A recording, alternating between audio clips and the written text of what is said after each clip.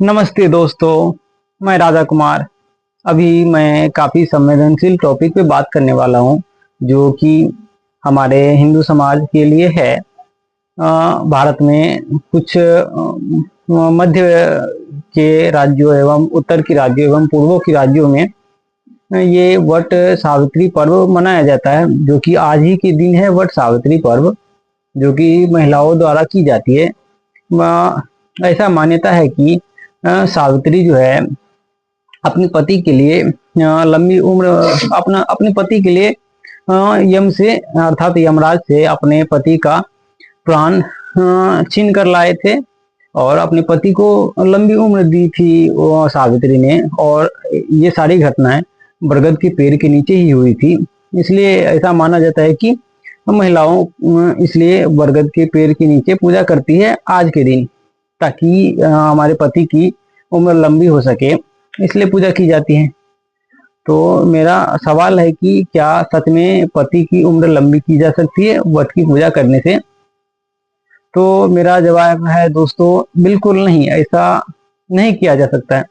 ये हमारे रहने के तरीके से आता है, खान पान से आता है, न कि पूजा से आता है। हमारे देश में मान्यता है कि हम पूजा करते हैं, छठ करते हैं और अन्य अन्य प्रकार की पर्वें करते हैं, जिससे हमारे परिवार, हमारे पति की उम्र लंबी होती है, दीर्घायु होती है। इस तरह की बातें, इस तरह की मान्यताएं हमारे समाज में ढेरों पड़ी हुई है। तो ये सारी मान्यताएं बिल्कुल झूठी है, बिल्कुल बकवास है। आज के दिन महिलाएं पूजा करती है वट की, फास्टिंग करती है। आज के दिन महिलाएं बाहर जाती है वट की पूजा करने, वट के चारों ओर धागा बांधती है, उसके और घूमती है, इस तरह की बातें। या फिर घर पे ही वट की पूजा की जाती है, किसी पेड़ की, वट की पेड़ की। और ऐसा देखा जाता है कि महिलाएं जो वट की पूजा करते हैं और महिलाएं जो पेड़ में धागा लपेट देती है, और एक महिलाएं नहीं ऐसा करती है, सैकड़ों महिलाएं, हजारों महिलाएं ऐसा करती है और एक पेड़ के नीचे ऐसा करती है। तो धागा लपेटने से धागा मोटी हो जाती है और धागा टाइट हो जाती है। तो इस तरह पेड़ फिर वो आगे बढ़ेगा, फिर पेड़ की जो वृद्धि होगी, तो पेड़ उस धागे की वजह से उतनी क्षेत्र में वृद्धि नहीं कर पाएगी, उतनी क्षेत्र पेड़ दबा रहेगा, पेड़ को धागा दबाए रखेगा और इसमें इससे पेड़ की वृद्धि भी रुकती है। और ऐसा मान्यता है कि पेड़ की उम्र लंबी होती है, पेड़ बरगद का पेड़ काफी लंबे समय तक जीवित रहता है, चलता है।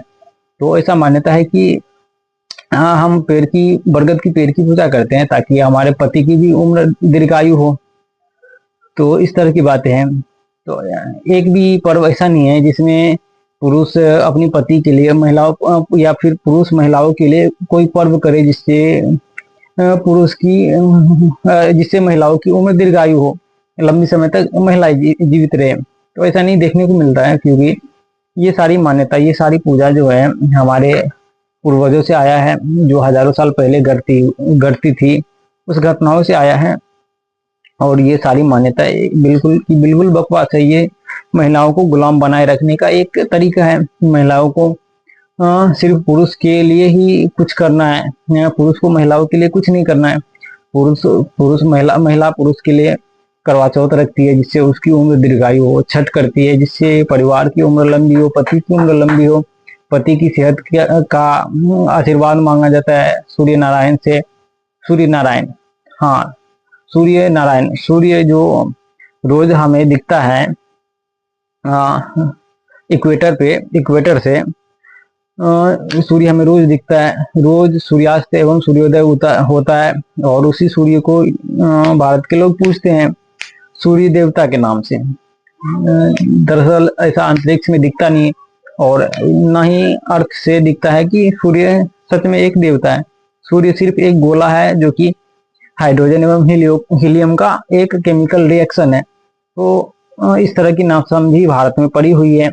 और अगर मैं सच में बात करूं, महिलाएं पूजा करती है, इतनी पर्व करती है और पुरुष की उम्र के लिए, लंबी उम्र के लिए, तो ऐसा दरअसल देखने को नहीं मिलता जमीनी हकीकत में। अभी मैं तुमसे बात कर रहा हूँ तो अभी कितने सैकड़ों एक्सीडेंट हो चुके हैं पुरुषों के, और पुरुष मर चुके हैं। तो क्या उसकी उम्र लंबी हो गई? और मैं बात करूं कल ही आने वाले दिन की, आने वाले दिन में भी हजारों मृत्यु होगी, हजारों मर्डर होगी, दुर्घटनाएं होगी, क्या इससे उम्र उसकी लंबी हो जाती? नहीं, ये सब हमारे जीने के तरीके पे निर्भर करती है। हम किस तरह का खान पान करते हैं, हम केमिकल युक्त भोजन खाते हैं नहीं, या पौष्टिक भोजन लेते हैं, या हम एक्सरसाइज करते हैं, इस तरह की बातों पे हमारा सेहत, हमारा जीवन निर्भर करता है। तो महिलाओं को या पुरुषों को ये समझना चाहिए कि इन सब चीजों से हमारे जीवन पे, हमारे जीवन दीर्घायु नहीं होगा। इस तरह की बातें, इस तरह की मान्यता ढेरों हैं भारत में। चाहे कोई भी धर्म ले लो, तो इन सब चीजों से कुछ होने वाला नहीं, इनसे सिर्फ एक तरह का मनोरंजन होता है। पर्व दरअसल इसीलिए बनाए गए हैं कि जीवन में ढेर सारी दुख है, ढेर सारी परेशानियां हैं, तो मनुष्य एक दिन एक पर्व मनाए और उस दिन मनुष्य अपने दुखों को, अपने परेशानियों को भूल जाए और पर्व में तल्लीन हो जाए, पर्व में बिजी हो जाए, तो उससे कुछ आनंद मिलता है। तो दरअसल मैं कहूँ तो सारे पर्व के बुनियाद में दुख छिपा होता है।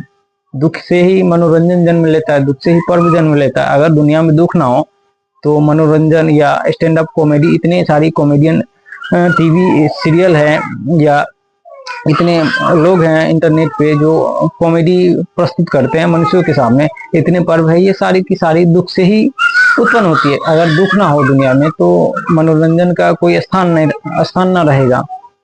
तो महिलाओं को मैं फिर कहना चाहता हूँ कि ये कैसी ना समझी, पुरुषों ने तुमको अभी भी जकड़ा हुआ है, और तुमको, या मैं कहूँ तुमसे पूजा करवाता है कि मेरी उम्र लंबी हो जाए। और पुरुष भी बिल्कुल नासमझ है कि पुरुष स्त्रियों को समझाते नहीं, उसको रोकते नहीं, क्योंकि दरअसल बात यह है कि पुरुष स्त्री से प्रेम ही नहीं करते हैं। प्रेम अगर होता तो इस तरह की बातें नहीं होती। प्रेम बुद्धिमान लोग ही कर सकते, मैं फिर कह दूं, प्रेम बुद्धिमान लोग ही कर सकते हैं, मूर्ख प्रेम कर ही नहीं सकता। मूर्ख हाँ व्यवसाय कर सकता है, क्योंकि मूर्ख में व्यवसाय की क्षमता होती है। मूर्ख मोह कर सकता है, इस तरह की बातें कर सकता है, लेकिन प्रेम कभी भी नहीं हो सकता है मूर्खों से। प्रेम हमेशा बुद्धिमान से होता है, क्योंकि प्रेम कई बुद्धिमान का ही रास्ता है। जो अत्यधिक बुद्धिमान हो उसी का प्रेम रास्ता है। और मोह, व्यवसाय, स्वार्थ, ये सब सारी बातें मूर्ख ही करते हैं, गरीब ही करते हैं। मैं फिर कह दूं, भारत में जितनी गरीबी है उतनी गरीबी तुमको कहीं भी देखने को नहीं मिलेगा, क्योंकि भारत में अधिकांश आबादी, भारत में 80 से 90 करोड़ आबादी सरकार के अन्न पे डिपेंड है। सरकार उसको अन्न देती है, उसी से वे अपना जीवन जीते हैं, जीवन काटते हैं। इसको जीवन जीना नहीं कहते हैं, इसको जीवन काटना कहते हैं, क्योंकि इतने परेशानियां, इतने सारे दुखों के साथ जीवन जिया नहीं जा सकता, जीवन काटा जरूर जा सकता है। उसके पास पैसे नहीं है जो अच्छी स्वास्थ्य सेवा ले सके, इस तरह की बातें हैं। तो मैं तुमसे, महिलाओं से यही कहना चाहता हूँ कि अब तो जागो, अब तो बुद्धिमान बनो, अब तो पढ़ो, अब तो दुनिया देखो। इस तरह से तुम जीवन को जी नहीं पाओगे। हाँ जरूर जीवन काट लोगे, जीवन अभी भी काट रहे हो और आगे भी काट लोगे, लेकिन तुम याद रख लो कि किसी भी पर्व से, किसी भी पूजा से तुम्हारा जीवन दीर्घायु नहीं हो सकता है। दीर्घायु सिर्फ हमारे खान पान, हमारे रहने के तरीके, हमारे सोचने के तरीके, इन सब बातों पे निर्भर करती है। तो आज के लिए इतना ही, धन्यवाद।